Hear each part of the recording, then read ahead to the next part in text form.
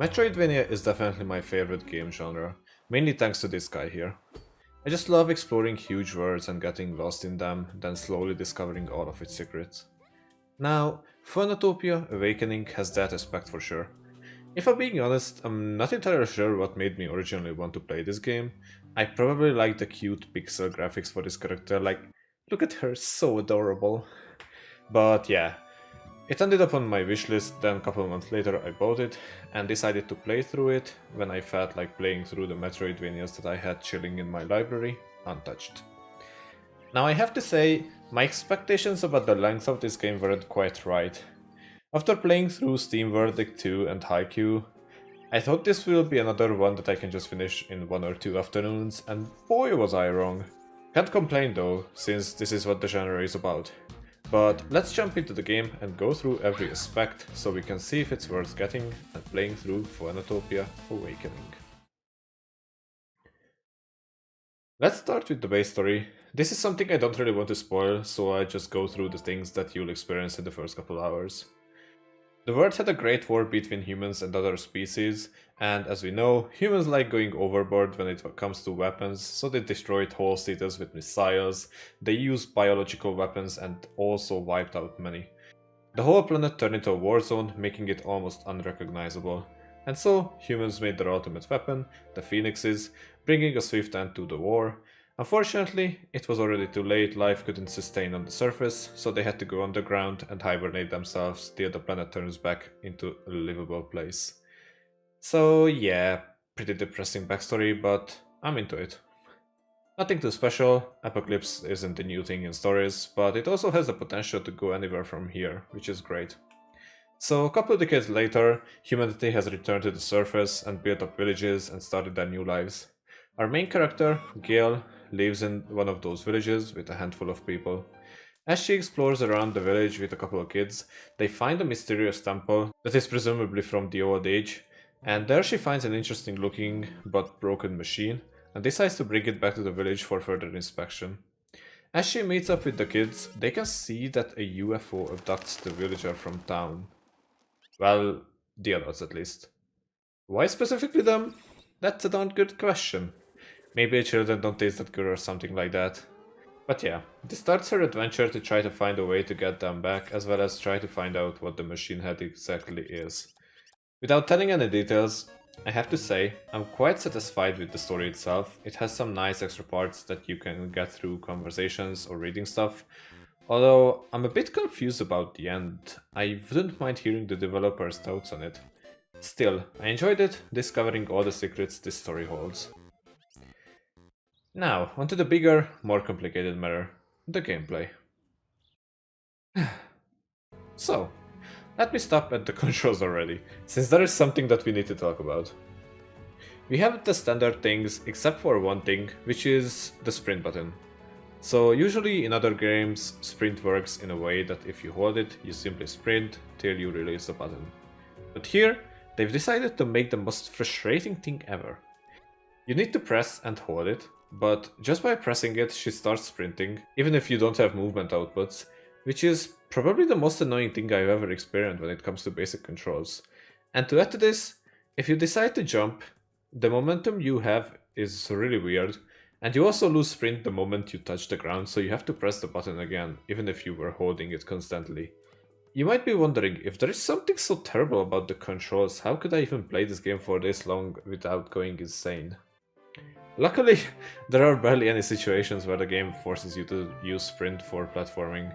It's only really necessary at the start, after that you only need it occasionally, and even then only for single jumps. So this is definitely something that I think should be reworked, but the game doesn't rely on it too much for it to become something worth quitting the game over. There are 5 difficulty modes in this game, and I ended up picking the highest one because my friend on Discord told me not to be a coward, and I was like, sure, why not? The enemies will have more attack and health, no big deal. Well, turns out the difficulty system isn't like that in this game. Instead of getting stronger enemies, you will get restricted with these things. Yep, there's a stamina system in this game. And on the 5-star difficulty, it's pretty annoying. Like, even if you max it out, you can run out of stamina in seconds. But even then, I can't really say that it makes the game too difficult, but yeah, if you don't like the stamina system, this game is definitely not for you. Or just play it on the easiest difficulty, I guess, then it could be fine. The way the game shapes up is that there is a big map you can walk on, and then enter different areas. There are also monsters randomly appearing, and if they touch you, you get into a fight with them. Originally, I really liked the concept, but towards the end of the game it became slightly annoying. The reason for that is that there are a couple locations which are seriously hard to find. Like, for example, there is this area at the corner of the fence that's supposed to be a place you can enter, but there isn't really any indication, so you can only ever find it if you know it's there. My other issue was that the monsters that appear simply weren't worth fighting against, since usually they don't drop anything, so most of the time I simply ran out of the screen whenever one of them caught me. Another weird thing is that there is no in-game map to check your current location whenever you're in a bigger area. Most of the time you don't actually need one, but there were some maze-like places in the endgame where it would have been nice to know if I missed out on something before leaving. So overall, I like the idea of having a big map where you can enter places, but there are definitely things they could have done better with it. There are a couple main areas on the map, each of which usually has one location with a town, village, or a place where a bunch of people live together. They also made it feel fairly lively by being able to interact with almost all of them, sometimes even multiple times, and you can get a piece of lore or just fun stuff about them. There is also an inn where you can sleep for free or for a small price to fully heal yourself back. Even though there are save points fairly often, those spots won't heal you up, only up until 50%, which honestly can be enough sometimes, but isn't quite optimal. There is also one shop or a marketplace outside where you can find food items. I personally only ever found these necessary whenever I needed a specific food item for quests. Otherwise I was fine with just the food I looted from enemies or with the save point healings. It's still a nice option to have in case you like playing safe or if you use healing often. In the early areas you can also find a weapon or a clothes shop where you can find different things to use in combat, for puzzles, or just get better attacks or defense for yourself.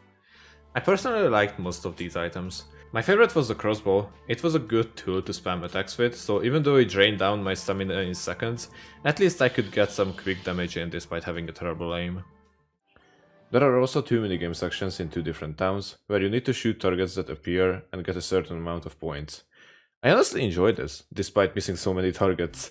My aim is bad enough with the mouse, so I probably don't even need to explain how hard it is with the controller stick. But funnily enough, there is nothing stopping you from getting into the target area, so if you have enough upgrades, you can just cheese the whole challenge and get an easy victory. Last but not least, let's talk about the Tailor, which I just found entertaining. So the way the inventory works is that your dress has pockets. And the Tailor can make more pockets up to the point where you can literally have 24 pockets on your dress.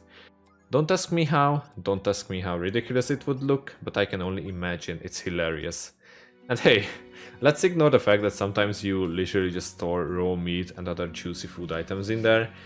It's a truly wonderful feeling to think about it. Another nice detail I liked is that there is a hairdresser where you can change your hair color. It's such a minor thing, but I loved it. It was a nice extra option you could have.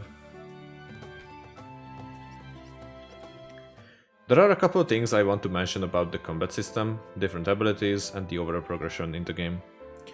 You basically have a bat as your main weapon, and a couple more side options to give you a bit of variety.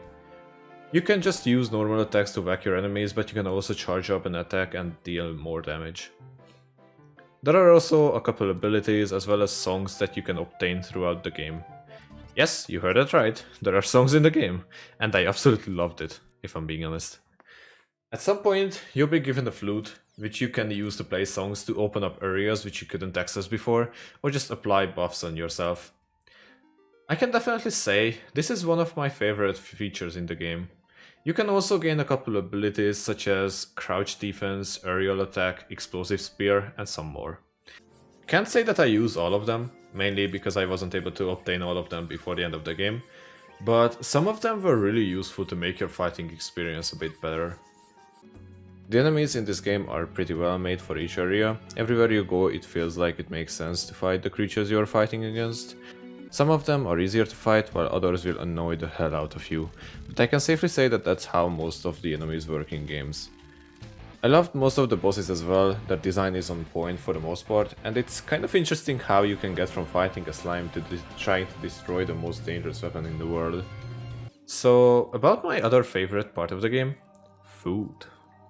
They are made to either heal you, give you stamina, or buff your attack, and the best part is that even though you can buy some in shops, there are also many which you can cook yourself.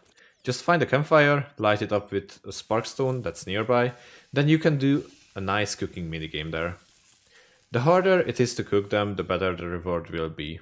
Faster eat times and more healing, and nothing's better than being able to eat in the middle of the battle, so you want to be as fast as possible with them.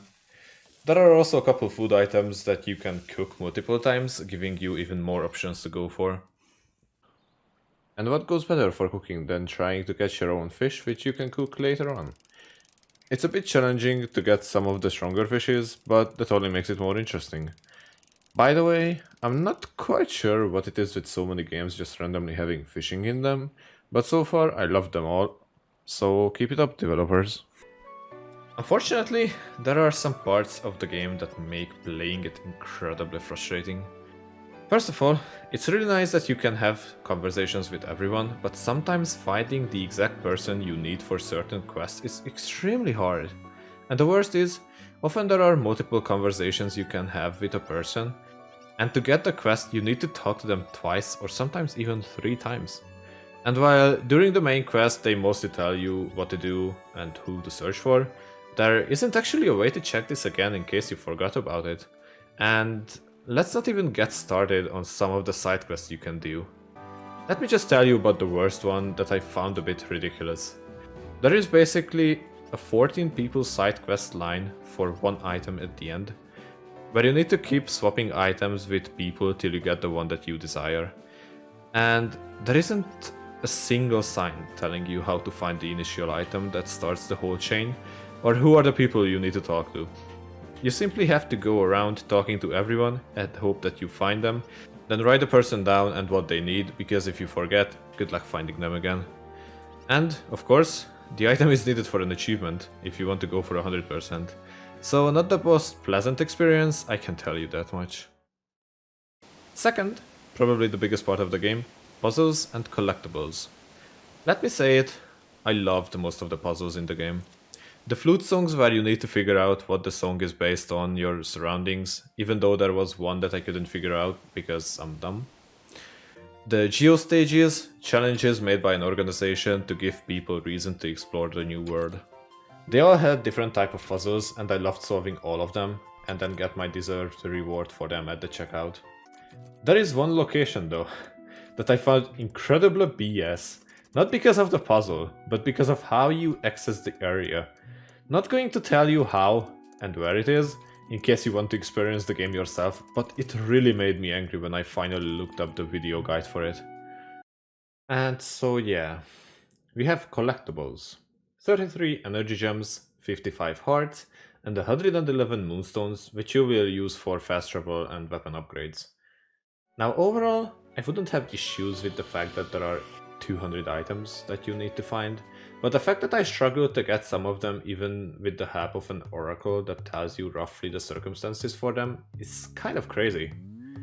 And yeah, I'm glad that they at least added her to the game, otherwise you'd be cursed to actually try to get most of it. Especially because some require random people interactions or locations on the map that are barely noticeable, or, you know, a maze that apparently has 2 exits for some reason, which you can't really even tell unless you're lucky enough to find them both before finishing it the first time. Now, I can't say that I didn't enjoy the game.